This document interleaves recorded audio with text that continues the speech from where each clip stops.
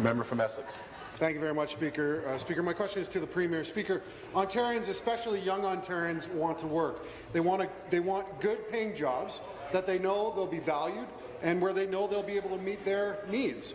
Food on the table, clothes on their back, and the ability to build a future for themselves and for their families. That's why New Democrats believe that Ontarians deserve a $15 minimum wage. Speaker, will the Premier stand here today and commit to increasing the minimum wage to $15 an hour? Thank you. Premier. Minister of Labour. Minister of Labour. Thank you, Speaker, and thank you to the honourable member. What you will see when you look around the country right now, Speaker, is you see that Ontario is leading the way when it comes to the minimum wage, not only the minimum wage itself, but the way that that minimum wage is set, Speaker. In the past, it was unpredictable, Speaker.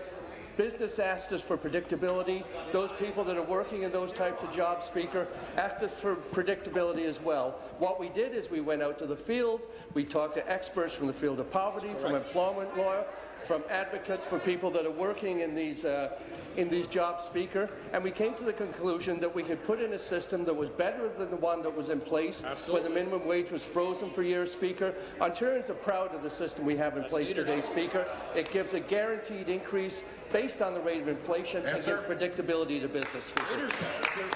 Supplementary. Thank you, Speaker. Speaker, hard-working Ontarians, whether they're just starting out or whether they're starting over, don't think that $15 an hour is too much to ask. And no one wants to risk their lives or worry about being fired if they get sick or miss work. That's why if someone wants to join a union, they should be able to join a union with fewer barriers, and when they do join a union, they ought to be able to negotiate a contract quickly. We think that people deserve good jobs that help them into the middle class. Why wasn't there anything in the throne speech that does that?